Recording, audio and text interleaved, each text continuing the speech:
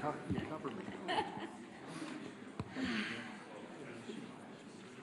Well, good morning, everyone.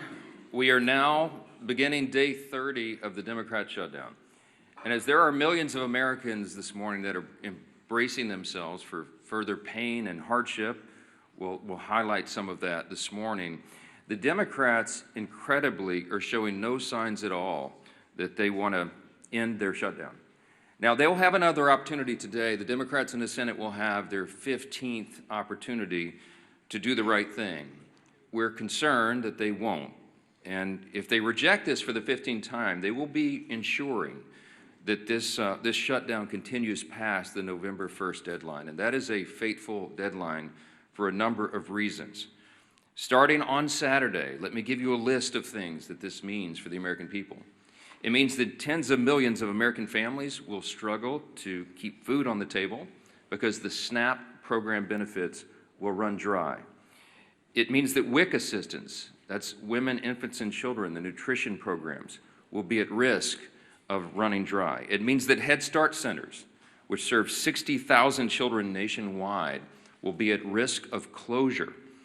Millions of federal workers, and we've listed them here every day. You're talking about air traffic controllers and TSA agents and park rangers and Border Patrol agents, law enforcement around the country. The stewards of our nuclear arsenal will miss their paychecks. Thousands of flights, by result, will be canceled or delayed, while our borders and national security will be directly jeopardized at a very dangerous moment in world history. And our country will lose tens of billions in gross domestic product. With each passing day, the pain gets more real, and the Democrats are guaranteeing when they vote to reject our clean funding resolution. We expect they will do that again today for the 15th time. They are showing no shame whatsoever in their actions. Now, just as we clearly know what is happening, which we've recounted here every morning, the American people can never forget. We also clearly know why it's happening.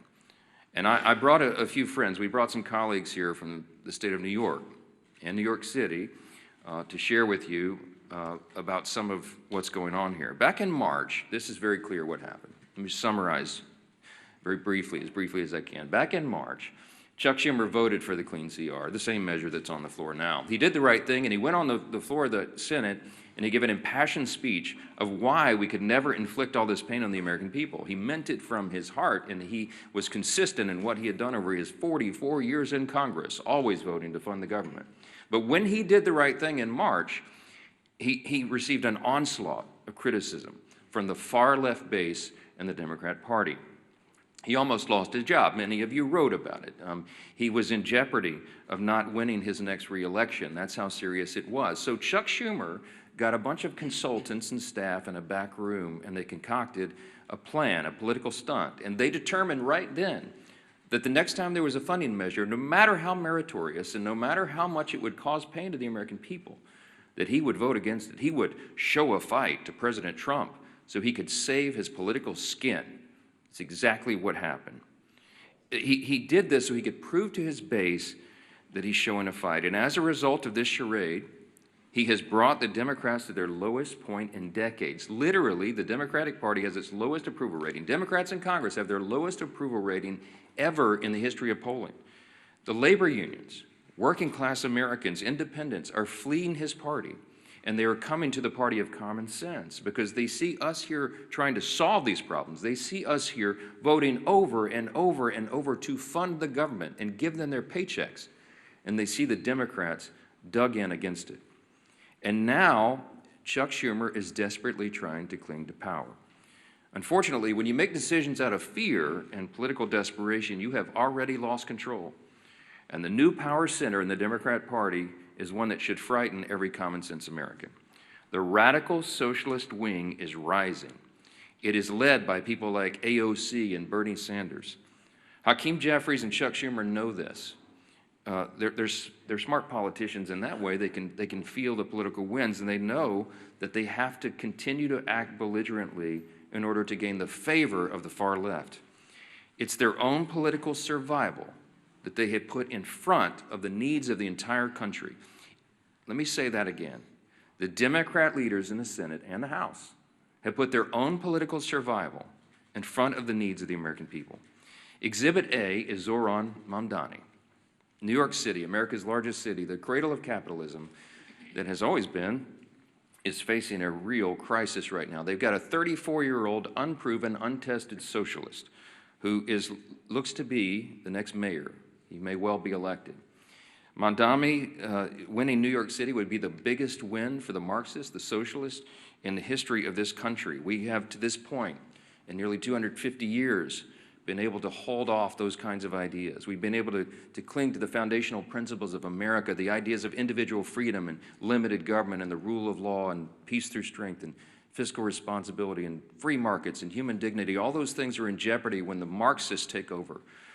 And it's the clearest sign yet that the Democrats' radical Marxist wing is winning the battle for control of their party. Look at where the energy is. This should be alarming to everyone around the country.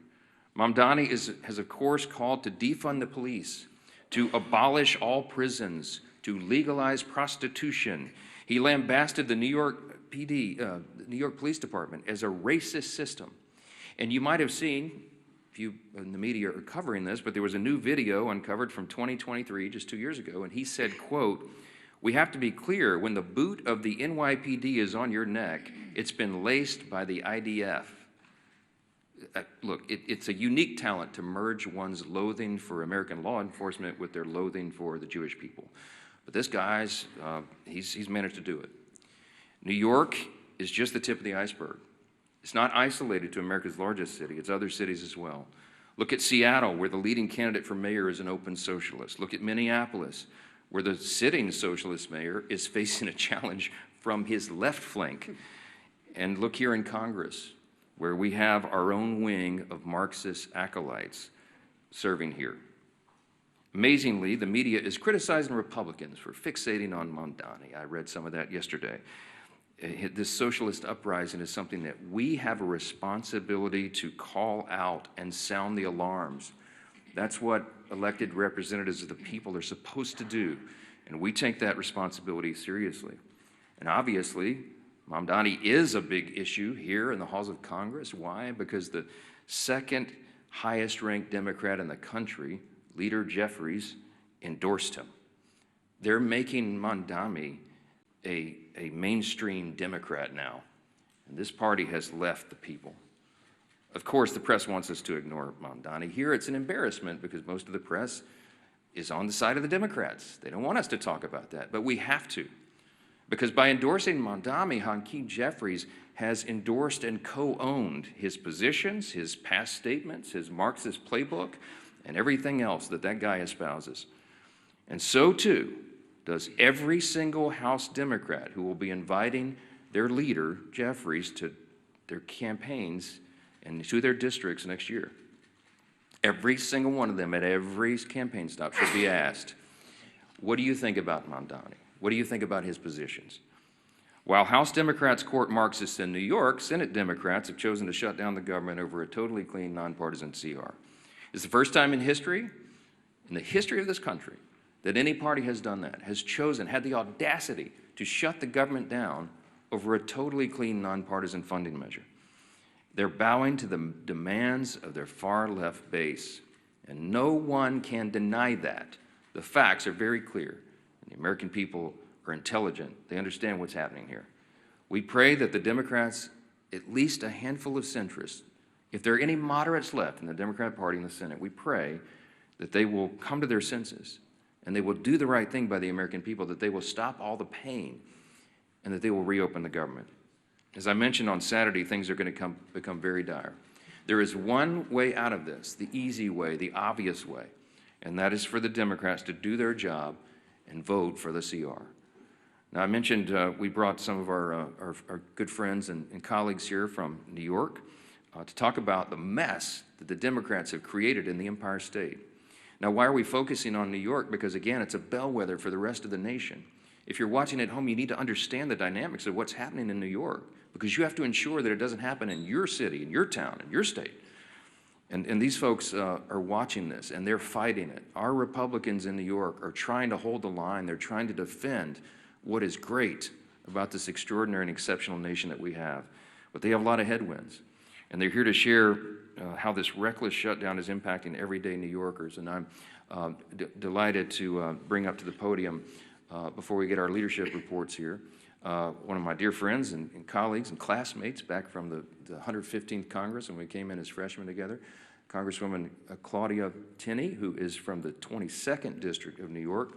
She does an extraordinary job here for her state and for the country. Claudia, go ahead. Thank you so much, Mr. Speaker and my colleagues. I actually hail from the 24th District, a little bit of we've had some redistricting in upstate New York a couple of times. But I just want to say good morning and thank you again to my colleagues for being here. This is really important. And I wish I could say that I am surprised by what we're witnessing, but this is exactly what happens when the Democratic Party surrenders to its most radical fringe. Chuck Schumer and Hakeem Jeffries lack the political courage to stand up to the Marxist, anti-Semitic, anti-law enforcement base led by Mamdani now, AOC, and Bernie Sanders. Schumer and Jeffries are both weak leaders from New York, and specifically New York City, where they have never had to face serious political opposition and have enjoyed nothing but glowing praise from their friends in the media.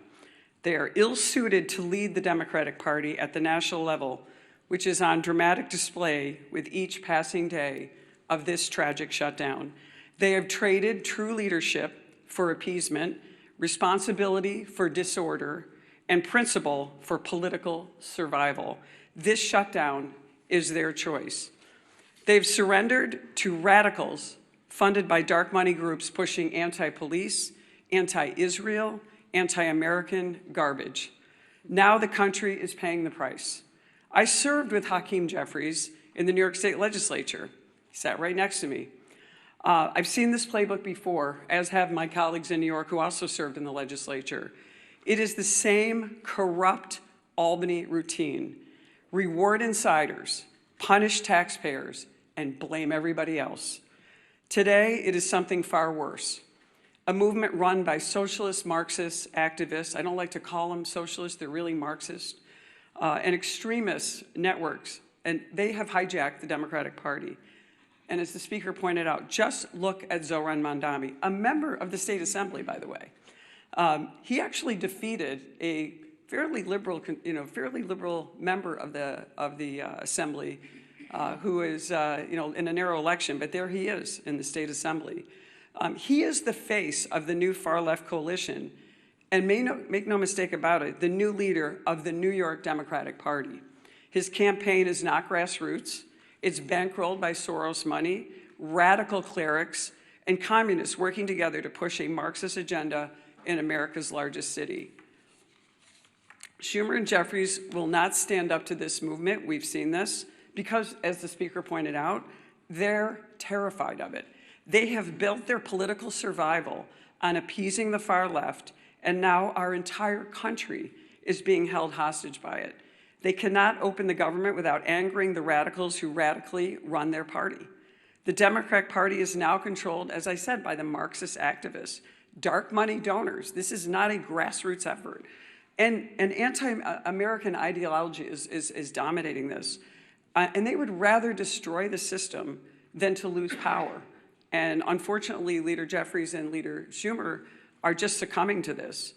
New Yorkers are already paying the price, and we have been paying the price. From Albany's Medicaid for Illegal scheme to Mamdani's socialist city agenda, working families are being crushed under taxes, mandates, and ideology. And if we don't stand up, the damage will not end at the Hudson. It will reach every corner of upstate New York and across this country. We are here to fight for the men and women who build, farm, serve, and raise families across New York and our nation. They are the backbone of this nation, and they deserve a government that works for them, not the political insiders who have created this mess. So my message to Chuck Schumer and Hakeem Jeffries is simple. Stop playing games. Stop bowing to this mob and reopen our government. Pay our troops, fund essential services, and start putting American families, and especially in my case and my colleagues here, New York families first. And my message to New Yorkers is this: stand up speak out, reject this radicalism that has taken over not just our city, but will take over our state. And I thank you, Mr. Speaker. I appreciate the moment.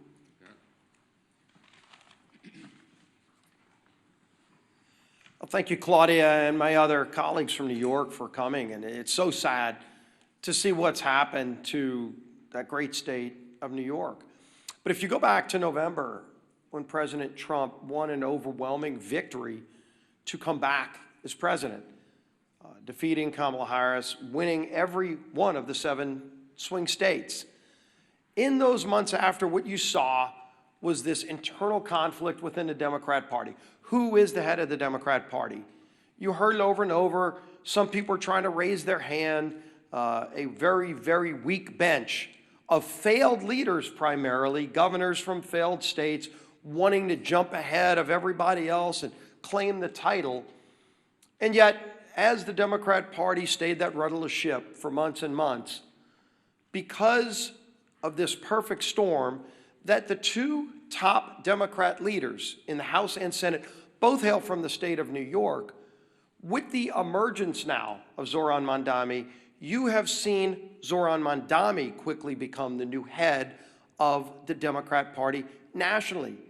Because Chuck Schumer, who is the head Democrat in the Senate, and Hakeem Jeffries, who's the head Democrat in the House, both hailing from New York, are scared to death of that far-left extremist, radical, socialist, Marxist movement in their own party, starting in New York. And because Mamdani has taken off there, it is affecting real people everywhere in America. Devastating consequences. We've talked about it over and over. You know, the last few weeks, we talked about the pain, the suffering that Democrats were causing to especially federal workers, our troops, air traffic controllers, every other federal worker who wasn't getting paid. Some, President Trump found ways to get paid. Others, there weren't ways to do the same thing, but the president worked overtime. Look at what the president did working overtime, at least doing his job, in China this morning. A historic trade deal with China announced, where they resolved some issues on tariffs. Our soybean farmers going to be able to sell more of their products into China. Critical minerals that we'll be able to get. All of those things President Trump continues to do while Democrats want to try to spew chaos around the country. But the harm to families, as we've been talking about, while real, is unfortunately going to get worse. And we've been telegraphing this for weeks, pleading with our Democrat colleagues in the Senate. Just five Democrats need to get the courage to end the shutdown. And only they can do it. They know that. And what are those consequences? We've been talking for weeks. Coming this weekend, Saturday, 42 million SNAP beneficiaries will lose those benefits. Those cards are going to go to zero. When they go to the grocery store to try to put food on the table, there will be no money in those accounts. And what is Chuck Schumer going to tell those families? It's no longer hypothetical. It's no longer theoretical. It's real suffering and pain, and they know that. We've given you the quotes over and over these last few weeks. They admit they are causing suffering. They're using the American people for leverage, and they just don't care. But I think they're going to start hearing more and more from people. There's some people we've been hearing from. The National Veteran Advocate, his retired U.S. Army Sergeant Eric Donahoe, said this, quote, "The decision to vote against advancing the CR is now causing financial harm to families who serve this country." He went on to say, quote, "When I spoke with Democratic staffers that I know they called this shutdown a political opportunity. They think the more Americans hurt, the more power they gain. They even bragged about it," Donahoe said. Quote, "This isn't a headline to us. It's rent, it's groceries, it's mental health, it's stability." And of course, you've heard just a few days ago, we had the National Air Traffic Controllers Association and the American Federation of Government Employees demanding that Democrats pass the clean CR. More and more, you're seeing this growing chorus of people from all corners, including Democrat corners, telling their own party leaders, stop this madness, end the madness, and vote to open the government. But again, this weekend, it gets even more painful, more suffering that they will impose if they keep this madness up. And so I'm going to try to find 5 Democrat senators. It's all we need is 5. So let's start with John Ossoff in Georgia. Starting this weekend, over 1.3 million enrollees in SNAP in his home state of Georgia lose their benefits. 1.3 million, Senator. What are you going to tell those families if you vote no today? If you vote to take their food away this weekend? That's what your vote means today. 109,000 federal workers in his state of Georgia. Of course, the largest airport in America is in his home state of Georgia, and they're already experiencing flight delays in Atlanta. 231,000 women, infant, and children will lose their benefits in Senator Ossoff's home state of Georgia if he votes no today. Think about them when you're casting that vote. Senator Warner in Virginia, 825,000 SNAP enrollees in his home state of Virginia. 189,000 federal workers. Don't come up here and give some speech lamenting about the hardships those people are facing when you're the one voting to impose those hardships. You can stop that today by voting yes. 107,000 women, infant, and children will lose their benefits in Virginia if Senator Warner votes no.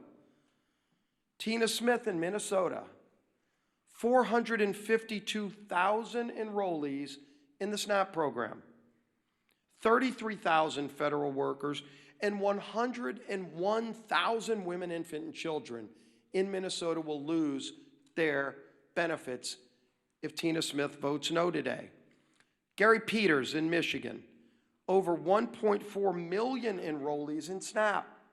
No food stamp benefits this weekend to 1.4 million Michiganders. 56,000 federal workers, 189,000 women, infant, and children will go without food this weekend in Michigan if Senator Peters votes no. Senator Sheehan in New Hampshire, 76,000 enrollees in SNAP, 9,000 federal workers, and 12,000 women, infant, and children will go hungry in New Hampshire if Senator Sheehan votes no. I could go on with more and more of these. All we need is 5. That's 5 right there. If they get the courage, they don't have to impose that pain on families. But the only way this suffering is prevented is if they come to their senses and vote yes. We all know the math. We all know what's needed. But it's not just math. It's millions and millions of families across this country that will truly suffer and go without food if they vote no today. It's a straightforward vote. We've all voted yes and passed it through the House over a month ago. End the madness and pass this bill. Our whip, Tom Emmer.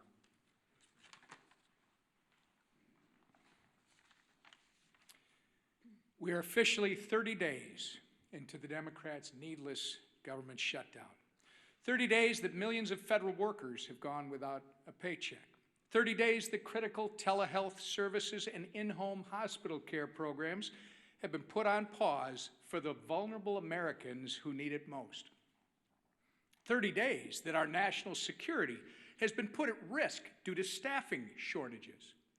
Not to mention the SNAP benefits that you've heard our leader go through in detail that will be cut off for more than 40 million low-income Americans if the Democrats fail to reopen the government before Saturday.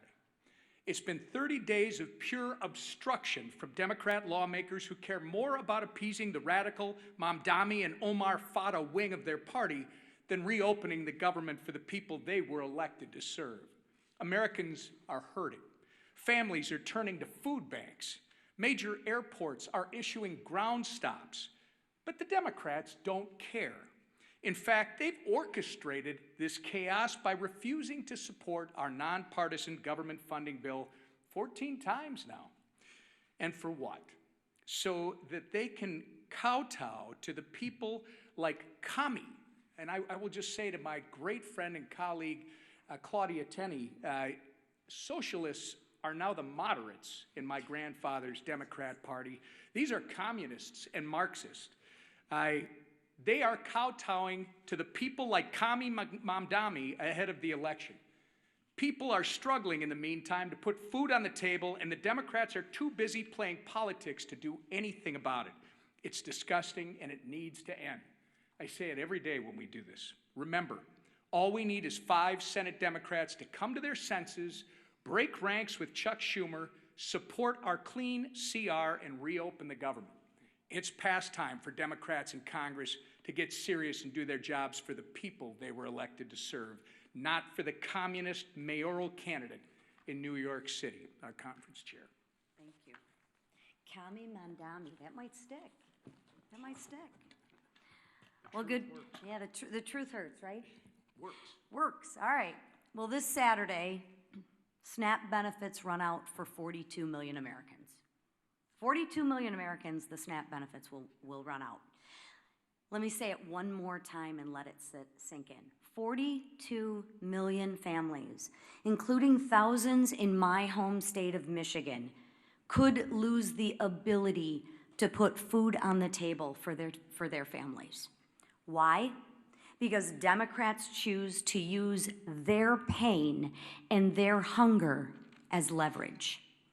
Leverage for more wasteful spending, leverage to satisfy their radical base. And what are Republicans doing? Republicans did their job and are going to continue to do our job. We voted for a clean, responsible bill to keep the government open and fully fund SNAP. So let me be very clear. Republicans voted to continue funding for SNAP and continue to have families have the ability to feed their families. Democrats voted to take food off the table and voted to discontinue SNAP benefits. It is that simple. Democrats voted to shut it down, and they voted to deny food assistance to 42 million Americans.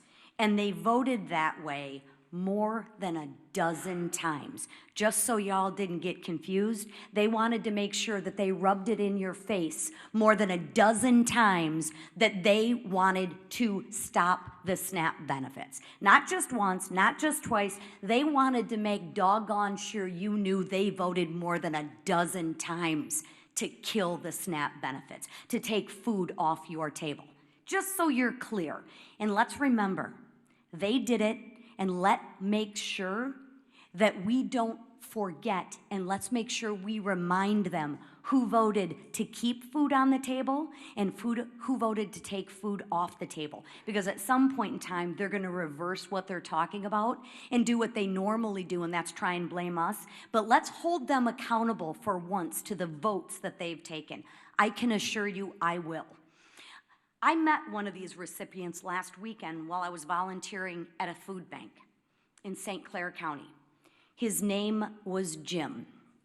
Jim's wife is a teacher, and he's a retired auto worker. They rely on SNAP to help cover the cost of groceries. Jim waited in line for more than 3 hours because he knows he won't be getting his benefits. That's what he told me. But you know what he told me? I thought this was very insightful. He told me, thank you. He told me, thank you for all you're doing to keep the government open. He also told me to please talk to our senators and ask them, since they voted and they campaigned on being moderates and reaching across the aisle, to fulfill their campaign promises and stop using families like Jim as leverage and care about the people that they were elected to represent. I also spoke with a woman who recently lost her husband. She's now raising her grandkids and told me she's never needed help before, but now she's struggling to afford groceries. These are real people struggling, real people that Republicans are actually fighting for, and real people that I am fighting for. Jim is not leverage. Jim is a person with a family to feed. Open up the government and stop using Jim and his family as leverage to kowtow to your radical political base. Do what you know is right and what you have said is right, and open up the government. A farmer back home once told me, when you're not hungry, you have a lot of problems. When you're hungry, you have one.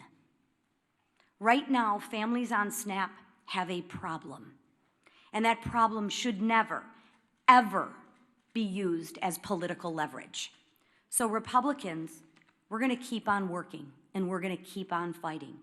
And you know what? We will keep showing up. And while we keep demanding that Democrats stop using suffering Americans as pawns in their political games, I implore my two senators, do what you said you were gonna do. Do what you said that you are. You've reached across the aisle. You're moderates. You care about people. Well, show that in your actions and vote for a clean CR for families like Jim who you represent. Please, they are counting on you. And every no vote means that you are keeping food from their table.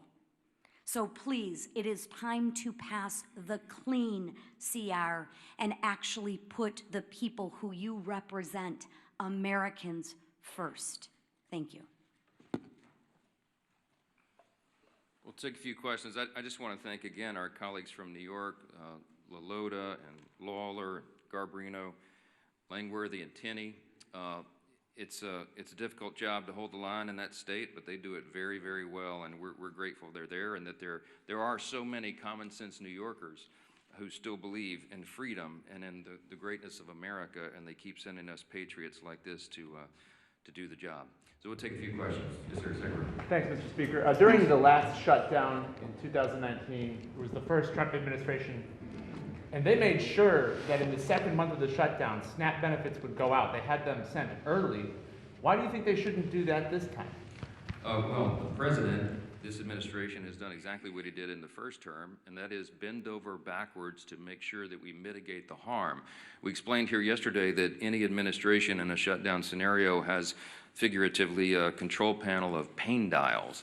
In the Obama administration, 2013, when they shut it down, they turned all the dials to 10. They wanted it to hurt, and so remember, famously, they put the yellow crime tape around the World War II memorial and prevented aging veterans from going and visiting these landmarks.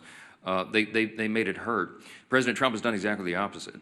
I mean, he's done everything he can. He's ordered all of his cabinet secretaries to mitigate the harm. So, for example, as you know, with WIC funding, they found a way to fund that with tariff revenue. We found a way to pay the troops once already in October, hopefully at the end of this month by moving money around. But it's very difficult to do. Those are not inexhaustible funds. When it comes to SNAP, some of the Democrats have argued that you can use this contingency fund, but the truth is there's no legal mechanism to do it. Unlike with WIC funding that was attached to a 1930s era statute that was related to tariff funds because it was related to nutrition and food coming over the border, there's no such legal avenue to give SNAP funding now. It doesn't exist.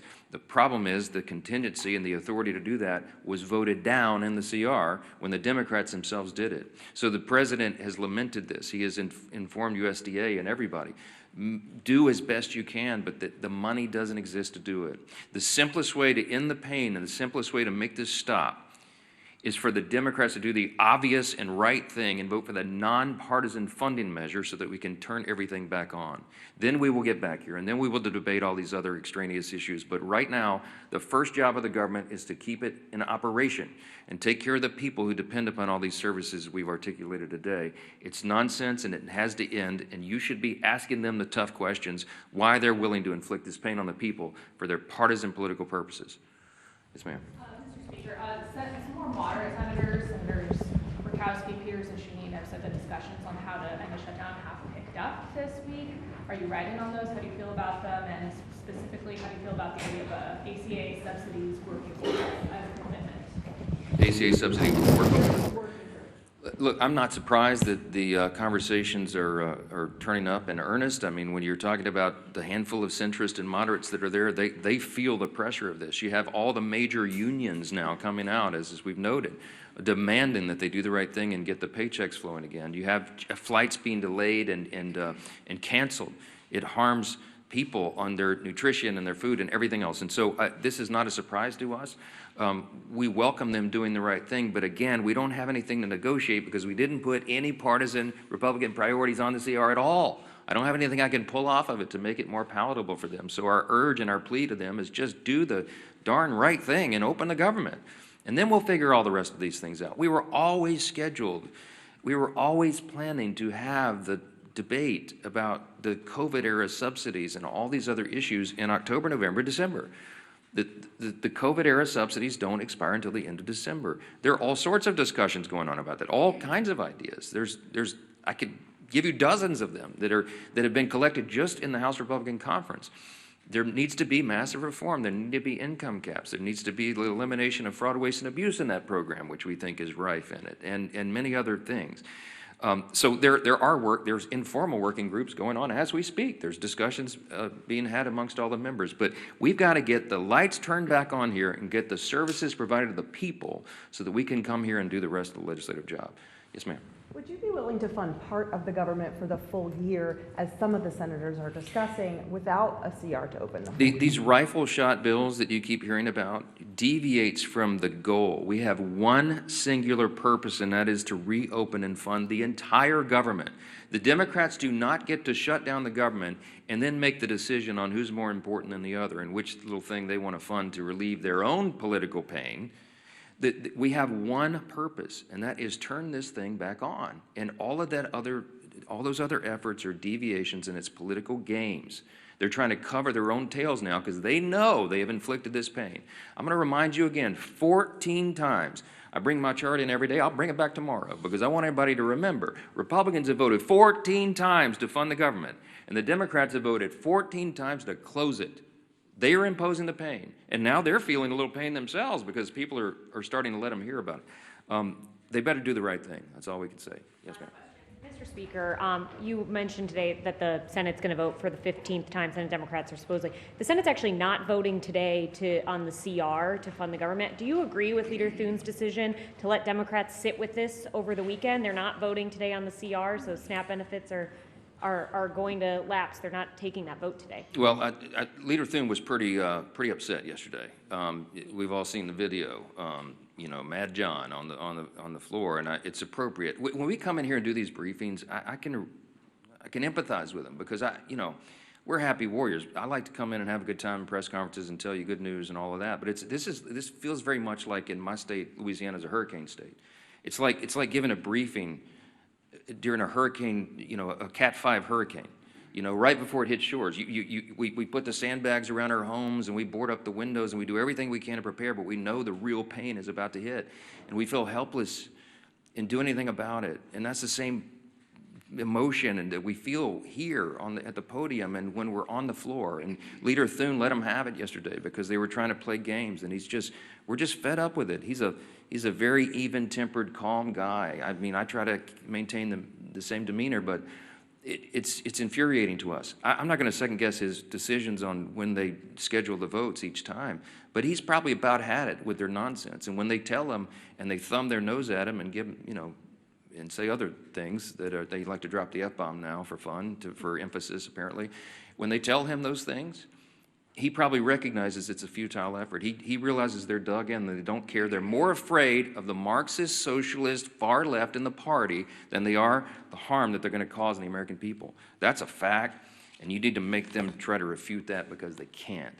I'm grateful again for our New York colleagues for holding their ground and standing guard as they do and for being here. Thank you all so much.